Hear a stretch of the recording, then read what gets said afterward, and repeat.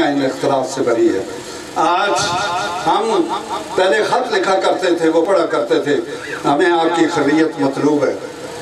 कोई लिखते थे खैरियत चाहता हूँ, खैरियत मतलूब है, उसका माना भी चाहता हूँ, उनका माना भी खत का सिस्टम तक गया। हुण तो हेलो हेलो का कम आ गया, ये आ गया थोड़े को। हर बंदा एक बच्चा निका बैठा था, इसकी मुट्ठी विच भी पूरी दुनिया का निजाम एक छोटे बच्चे के पास है, और एक मुल्क का साइंसदान उसके पास भी पूरे मुल्क का निजाम है। मुल्क का वज़ीर आज़म वही सिस्टम उसके पास है, मुल्क का सदर वही अपनी मुट्ठी में लेकर बैठा है। उसका तो हक बनता है, वज़ीर आज़म का हक बनता है, वज़ीर का हक बनता है। 15 साल बच्चे का केड़ा हक बनता है कि वो अपने मुट्ठी में मोबाइल रह गए, मोबाइल नहीं तो मोबाइल ही आको उससे लेके वो बैठा है। इसका कौन सा हक बनता है?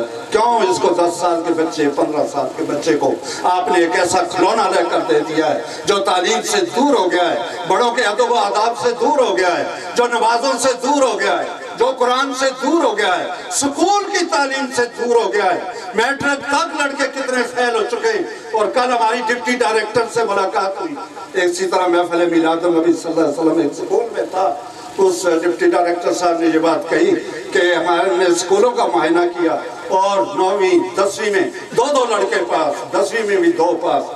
यही बात आगे जा रही है। हमने तमाम असातिज़ा को अपनी जगहों से दाएं बाएं जो है उनको एक स्कूल से दूसरे स्कूल के अंदर तब्दील किया है।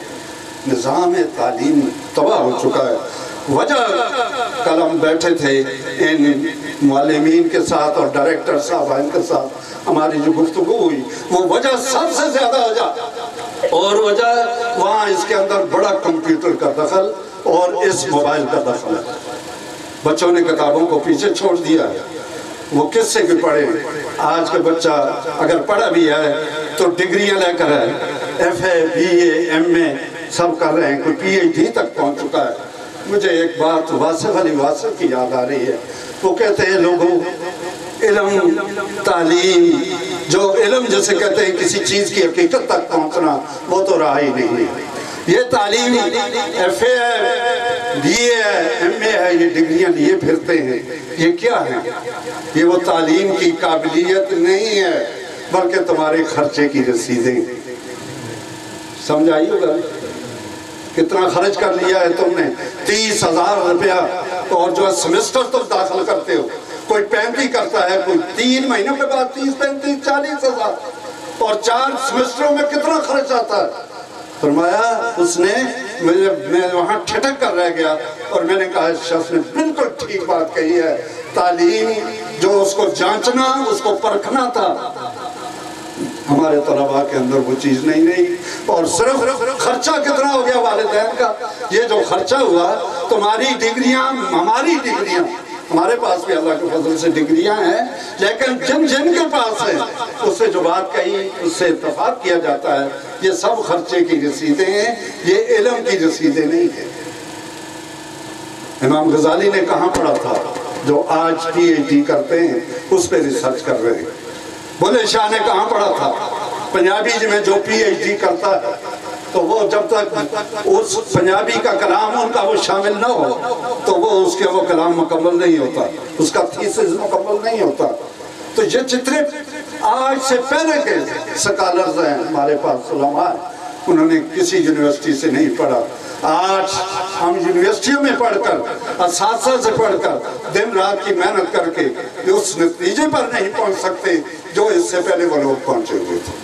हाँ इल्ला माशाअल्लाह, सारों का इनकार नहीं किया जा सकता। रात दिन वो लोग जो मेहनत करके पढ़ते हैं वो नतीजे पे भी पहुंचते हैं, लेकिन अक्सरियत को देखो कि हम उन रास्तों से हट चुके हैं। इस लिहाज से वालिदैन बैठे हो, हमारे पास तलबा बैठे हो, हमने आपकी बेहतरी के लिए ये बात की है, इन बच्चों से इन चीज़ों को ले लिया जाए। वालिदैन के पास ये चीज़ ज़रूर होनी चाहिए। MA डिग्री के क्लासेस जो हैं, ये जो क्लास लड़के बड़ी क्लासेस में पहुंच चुके हैं, जिनका शऊर ठीक है, उसको समझा कर चलो तुम दे सकते हो। छोटे बच्चों को जब ये चीज़ें दोगे तो ये समझो इनके हाथ में आपने आग माचिस इनको पकड़ा दी है, और जिसने किसी वक्त भी किसी चीज़ को दरम बरम कर देना है। इसलिए ऐसे इन चीज़ों को ज़हन में रखना है। हमारा आपका बैठना अल्लाह और उसकी रज़ा के लिए होना चाहिए।